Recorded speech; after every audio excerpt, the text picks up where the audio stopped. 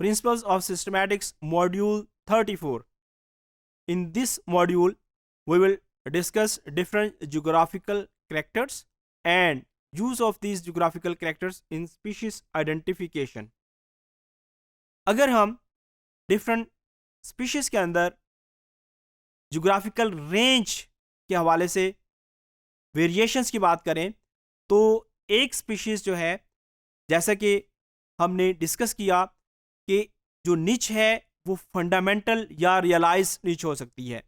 Actually एक species जो है उसकी जो पोटेंशियल रेंज होती है वो ज़्यादा होती है, लेकिन वो अपने आप को रिस्ट्रिक्ट करता है किसी एक ख़ास एरिया के अंदर और अपनी लाइफ का ज़्यादा हिस्सा वहीं पे गुजारता है, वहीं पे वो मुख्तलिफ ऑर्गेनिजम्स के साथ इंटरैक्ट करता है. जोग्राफिकल रेंज के साथ साथ ऑर्गेनिजम्स के जो करैक्टर्स हैं उनके अंदर भी चेंज आता है. अब इकोलॉजिस्ट क्या करते हैं? इकोलॉजिस्ट बेसिकली इस चीज़ की स्टडी करते हैं कि एक ऑर्गेनिज्म जब उसकी जोग्राफिकल लोकेशन चेंज होती है तो क्या उसके अंदर डिफरेंट जो करैक्टर्स हैं उसके अंदर भी कोई वेरिएशन आती है या नहीं. फिर ज्योग्राफिकल एरिया चेंज होने से जो ऑर्गेनिजम्स के अंदर करैक्टर्स का चेंज आता है उसको वो एक दूसरे के साथ को रिलेट करते हैं कि either this change is because of geographical area और due to some other reason. अब ऑर्गेनिजम्स के अंदर जो चेंज आती हैं वो डिफरेंट रीजंस की वजह से आ सकती हैं, क्योंकि जब ज्योग्राफिकल एरिया चेंज होता है तो उसके साथ साथ बहुत सारे फिजिकल पैरामीटर्स भी चेंज होते हैं. फॉर एग्जांपल, ज्योग्राफिकल एरिया के साथ टेम्परेचर के अंदर वेरिएशन आती है. जब टेम्परेचर के अंदर वेरिएशन आती है तो जो ऑर्गेनिजम्स हैं उनके अंदर उस टेम्परेचर चेंज की वजह से बहुत सारी चेंजेस आती हैं.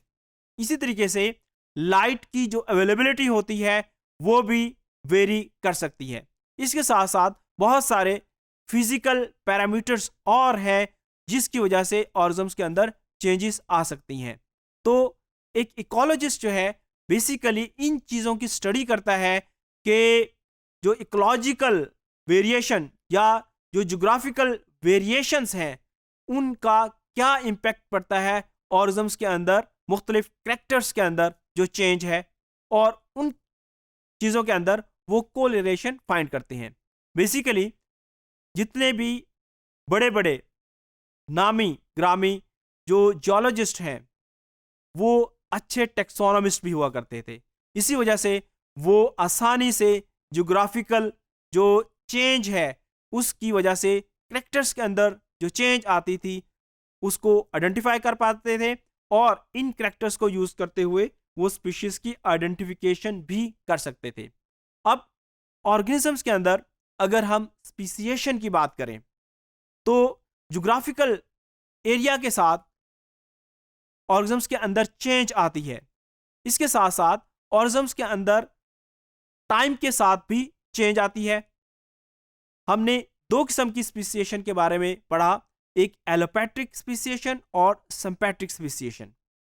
एलोपैट्रिक स्पीसिएशन जो है इसके अंदर एक परमानेंट बैरियर आता है जिसकी वजह से एक जो कंटिन्यूस पॉपुलेशन है वो दो पॉपुलेशन के अंदर डिवाइड हो जाती है और with the passage of time ये जो दोनों पॉपुलेशन है इनके अंदर डिफरेंसेस आते रहते हैं और एक लंबे अरसे तक अगर ये दोनों पॉपुलेशन एक दूसरे से नहीं मिल पाती तो एक वक्त ऐसा आता है कि इन दोनों पॉपुलेशंस के अंदर इतने ज़्यादा डिफरेंसेस आ जाते हैं कि these two populations are considered different species.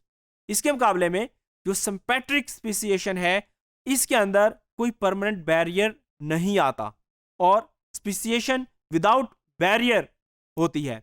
तो एलोपैट्रिक स्पीसिएशन या सिंपैट्रिक स्पीसिएशन इनकी स्टडी करके बेसिकली हमें ये इंफॉर्मेशन मिलती है कि ये जो स्पीशीज के मेंबर या जो डिफरेंट पॉपुलेशन है इनका पास्ट के अंदर कोई रिलेशन था या नहीं. आया कि ये जो इंडिपेंडेंट स्पीशीज है ये शुरू से ही इंडिपेंडेंट स्पीशीज हैं या फिर किसी एक कॉमन स्पीशीज से ये इवॉल्व हुई हैं। तो जो ज्योग्राफिकल कैरेक्टर्स हैं, ज्योग्राफिकल कैरेक्टर्स को हम यूज करके हम स्पीशीज के पास्ट हिस्ट्री के बारे में अंदाजा लगा सकते हैं और इन कैरेक्टर्स को स्पीशीज आइडेंटिफिकेशन के लिए यूज कर सकते हैं।